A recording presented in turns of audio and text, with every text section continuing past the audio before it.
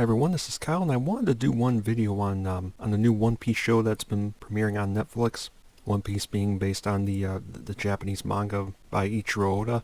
Now the show's been very successful on Netflix, and as a result, it's received a second season, and I think very deservedly so. Now I have a number of articles here pulled up, and they're all from boundingintocomics.com. They've documented a lot of the stuff going on with One Piece very, very well. From things that the showrunners have said, from things that the original manga creator Ichiro Oda has said. Now, I'm not going to read every single article in detail because there's a lot up here, but I'm just going to show you some general quotes that a lot of people said, and then we can put two and two together and figure out why is the show doing so well. Now, I'm going to start with this one article here. Live action One Piece tops Netflix top 10 charts with a booming 140 million hours viewed. I'm not going to read the whole article. I'm just going to do some skimming through it. I mean, this is from September 7th, so it's almost 2 weeks ago now. But Netflix recently released their global top 10 chart for the week of August 28th to September 3rd, and the live-action One Piece Season 1 took the top spot. And right here, we just got a little chart here. One Piece is the top show on Netflix. And then we have some more data on it, basically saying that it's the number one show in a lot of countries around the world. Now, interestingly, according to this, it's not number one in the United States, or at least from the 28th of August to September 3rd, it was instead number 2 behind Who is Aaron Carter. But still, there's no question that the show's been wildly successful. And it makes one interesting comparison here to the Witcher show. Well, Season 3 of The Witcher, But it says The Witcher Season 3 only saw subscribers view the season for 73 million hours in its first week when it debuted in June. I mean, One Piece has 140 million viewing hours. I mean, that's almost double. Now granted, this is Season 3 of The Witcher, whereas One Piece is still on Season 1, so they say that a lot of times, you get your highest viewership, at the very beginning, and then it kind of drops off as you have some people say, you know what, this isn't my type of show or anything like that, or some people out there are going to say, okay, I don't really like the show that much, and then viewership usually, it kind of drops off a little bit after the premiere, after the very beginning. So there is that. I mean, The Witcher here, we're already on Season 3. But it makes this other comparison with the Witcher down here where here, this is RottenTomatoes.com, Season 1. Audiences love the show. I mean, you're hearing overwhelmingly audiences think it's a real fun show. They like the characters. They say that it's basically staying true to the source material. And then let's compare that to The Witcher Season 3. Audiences don't like Season 3 at all. And what are we hearing about The Witcher Season 3 from audiences? We're hearing that it's not sticking to the source material. We're also hearing murmurs and things like that the writers for the show were actively making fun of the source material, things like that. As a result of them not staying true to the source material, Henry Cavill, who was, a huge fan, probably the biggest fan of anybody who was working on The Witcher, he decides to leave, and as a result, The Witcher now is in trouble. I mean, when they get to Season 4, I'd be curious to see how many people or how few people end up watching the show. But anyway, as a result of this, as a result of people loving the One Piece show, and as a result of it getting a lot of viewership, it doesn't take very long that we hear, and again, Bounding into Comics, this is from the 14th of September, so, a few days ago as of this recording, but One Piece creator Ichiro Oda officially confirms Netflix's live-action series to receive second season. And there's no question that a second season is well-deserved for One Piece. Alright, now I'm going to go through, I have a ton of articles here that I'm going to go through. I'm not going to read them in detail, I'm going to show you a lot of headlines here. But I think when you'll see a common theme with all these headlines here regarding how much they're respecting the source material, how much involvement there was from the creator of the original manga, the type of approach that they took compared to some other shows out there. So I'm going to start with just this one headline here. Netflix's One Piece showrunner says production team aim to pay the right amount of attention to the fan base. Hopes this respect will allow them to be forgiven for the new stuff that's added. So I mean this right here, I mean, he's saying the right thing right here. Now, this next quote right here would make me a little worried, but if we scroll down the article and read it, so I'll read right here. Maeda then explained, I think we just had to have the courage to say, hey, you know what?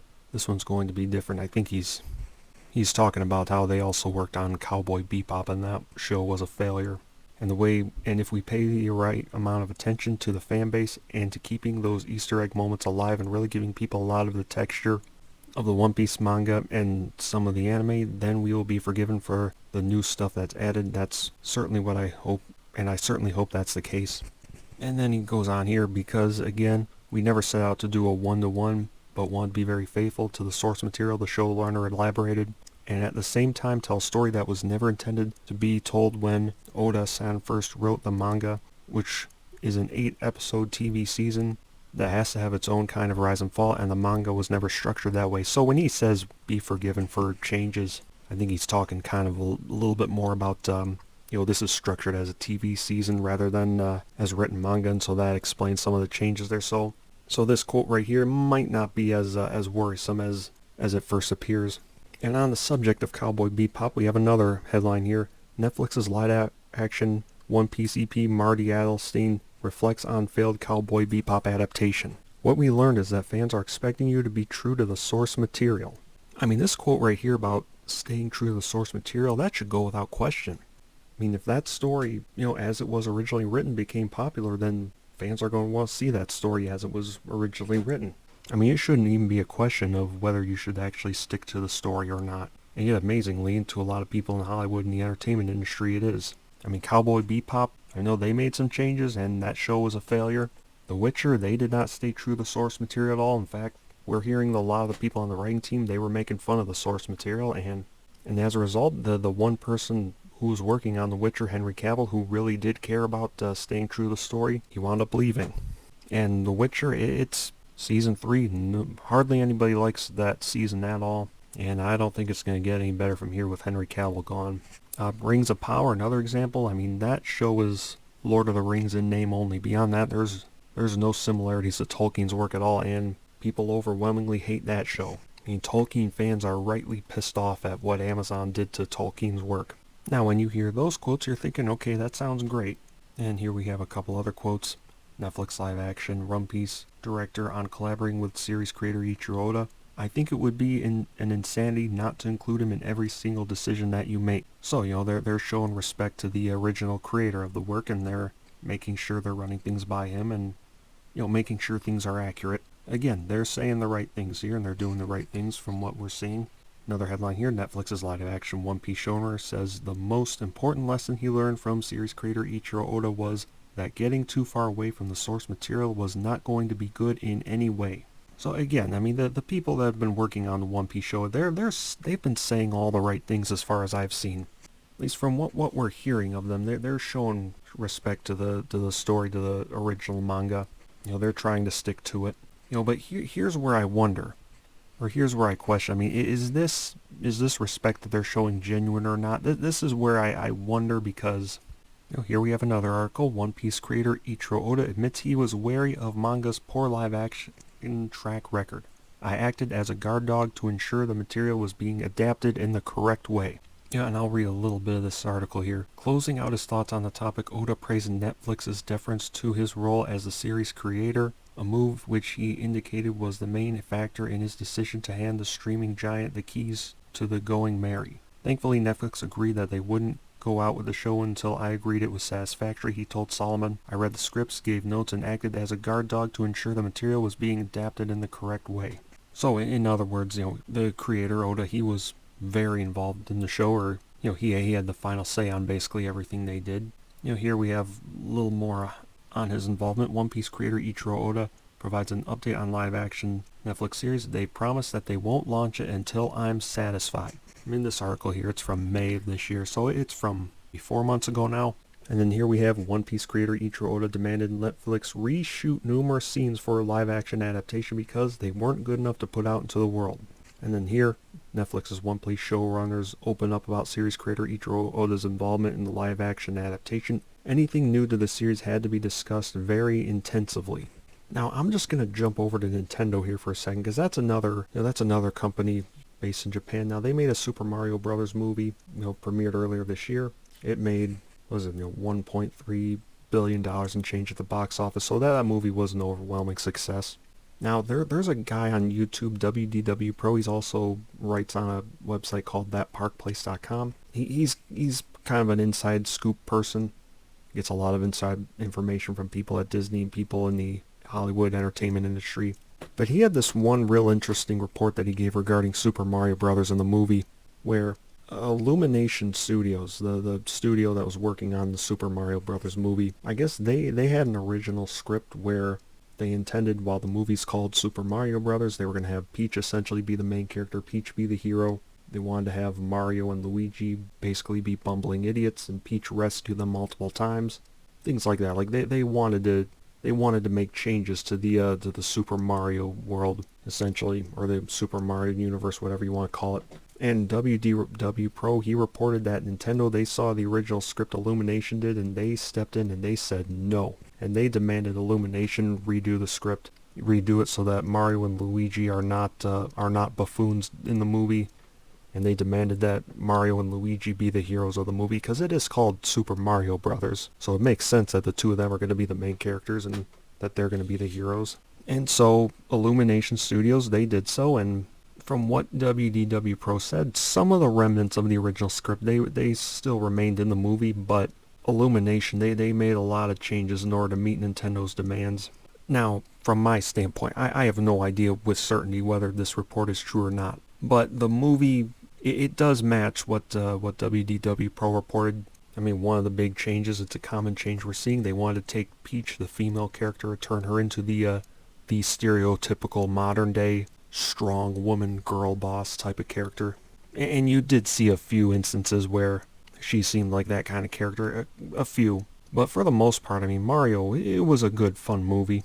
You know, most movies and a lot of properties today, they are going woke, as we call it. But the Mario movie, no, it as a whole, no, it was not woke, as they say. But I mean, if this report is true, and from what I saw of the movie, it's believable that Illumination Studios, they want to make a lot of changes, and Netflix blocked them. I mean, God love Nintendo if that's true. And the end result here, the movie was quite a success at the box office. Now, to go back to One Piece here, the people working on the show, they're saying all the right things, that we need to stick to the source material, we need to respect the story, things like that. We need to have the original creator involved. I mean, they've been saying all the right things, they've been saying and doing all the right things. The thing that I do wonder, though, is how much of this that they're saying is actually genuine. Because we know Ichiro Oda, he was heavily involved. He essentially, it looks like he had final say on every creative decision that they made. If he did not have the level of involvement that he did, would the showrunners or the people working on One Piece, would they be saying all these things that it's not a good idea to get far from the source material? Or would they be saying that it would be an insanity not to include the creator in every decision that you make?